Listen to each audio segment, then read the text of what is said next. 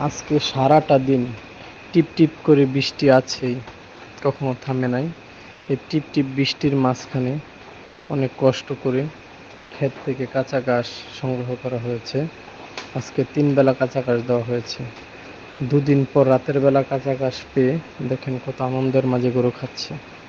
কাঁচা ঘাস দেওয়ার ফল হচ্ছে রাতের বেলায় কাঁচা ঘাস দিলে সকালে দুধের পরিমাণটা বেশি হয়। ফিডের চেয়ে উপকারী কাঁচা ঘাস, তাই রাতের বেলায় কাঁচা ঘাস দেওয়া হয়েছে।